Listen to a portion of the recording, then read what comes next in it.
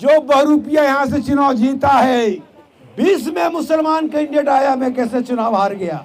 तो हमारे विरोधी है यादव समाज के, राजनीति में वो लालू जी का टिकट दिला दिया। कार्यकर्ताओं से नाराजगी थी नौजवान लड़का को, मुझे विधायक बनने का शौक भी नहीं है।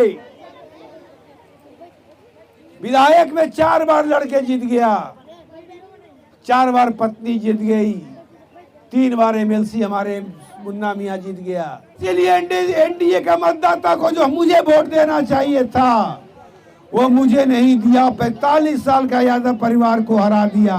थी माँ का गुस्सा का इजहार लोग कर रहे थे। उस समय के नौजवान साथी, नौजवान कार्यकर्ता हमको ने हमें कहा कि आप चुनाव नहीं लड़िएगा, निर्दलीय, तो माता जी चुनाव हार जाएंगी और ये यदुवंशियों के हाथ से ये सीट चला जाएगा। नहीं चाहने के बावजूद भी हम चुनाव लड़े, जीत तो गए, लेकिन वो खुशी नहीं मिली, क्योंकि मैं जिसके हराया था वो हमारी माँ थी।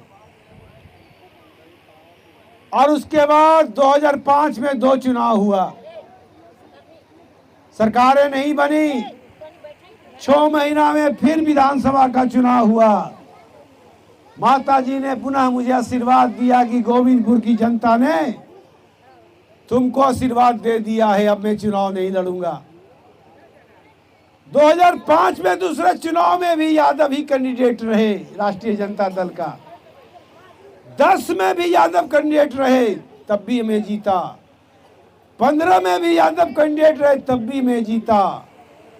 20 में मुसलमान कैंडिडेट आया, मैं कैसे चुनाव हार गया।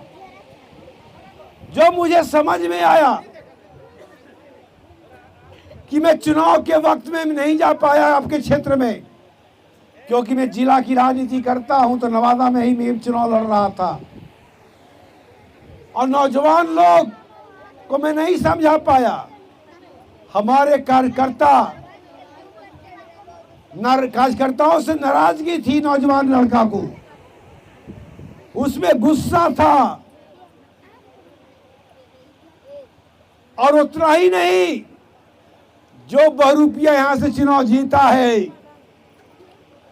वो 2 बार निर्दलीय चुनाव लड़ा था। यहाँ एक बार वो 10,000 वोट लाया था, एक बार 33,000 वोट लाया था। 33,000 जो वोट लाया उसमें 2,000 3,000 यादव का वोट था, 12,000 10,000 मुसलमान का, बाकी एंटी यादव वोट था। वो 10 साल चाहे वो अति पिछड़ा गांव में गया, तो 45 साल से यादव परिवार का जो विधायक था उसको हराने की बात कर रहा था। चाहे दलित गांव में गया तब ये बात बोला, और जब नहीं जीता तो नवादा में जो हमारे विरोधी है यादव समाज के, राजनीति में वो लालू जी का टिकट दिला दिया। और क्योंकि मैं क्षेत्र में नहीं आया था तो आपको लग रहा था कि कौन कौशल यादव है जिसको मैं देखा नहीं हूं।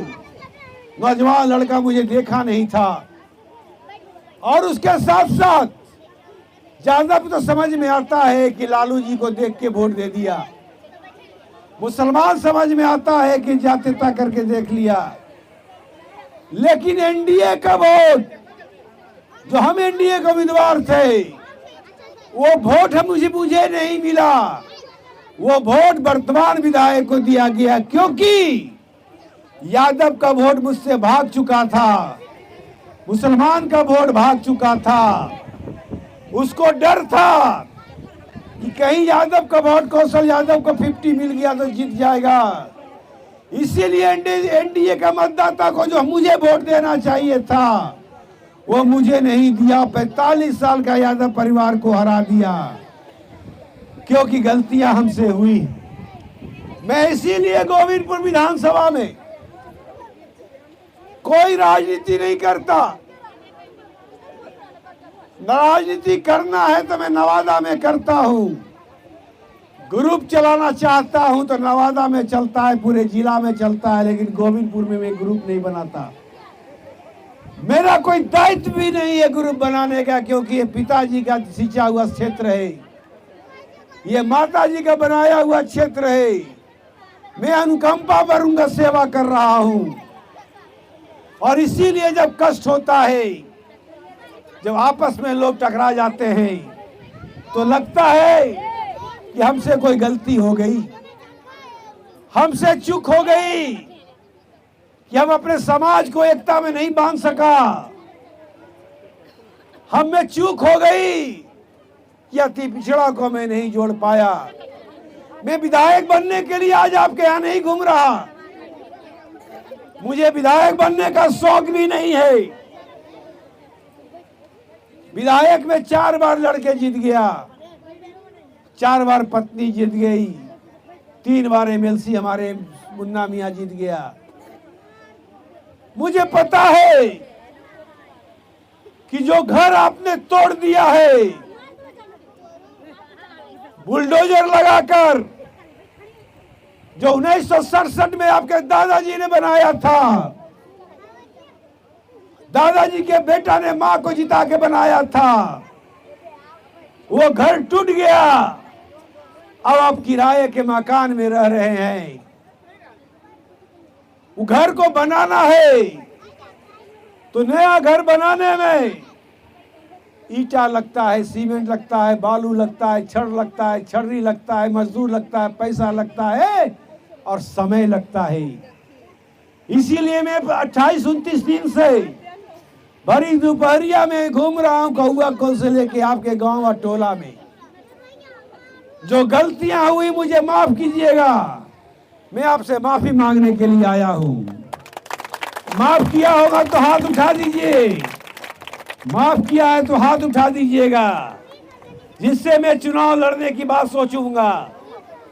जब चुनाव लड़ने की बात है, ऐसा घर नवादा में जरूर बना के रखिए कि हर इंसाफ का, सही और गलत का फैसला कर सके, सही और गलत की बात कर सके। नहीं है सही की बात गलत होगा तो समाज टूटता रहेगा, लड़ाइयां होती रहेगी, लड़ाइयां का कोई अंत नहीं होता।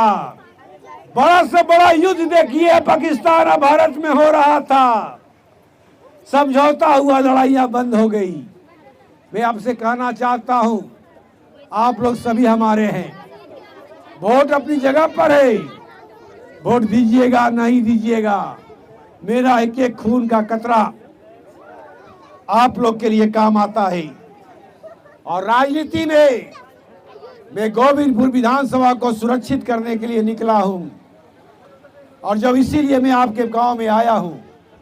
दूसरी बात है, जो यादव कार्यकर्ता मेरे साथ चल रहे हैं और जो यादव कार्यकर्ता चाहते हैं कि 45 साल और गोविंदपुर में बैकवर्ड समाज में यादव समाज का विधायक हो, तो आप अति पिछड़ा के साथ दोस्ती करके चले, आप महादलित के साथ दोस्ती करके चले, ताकत का मिसयूज नहीं करें।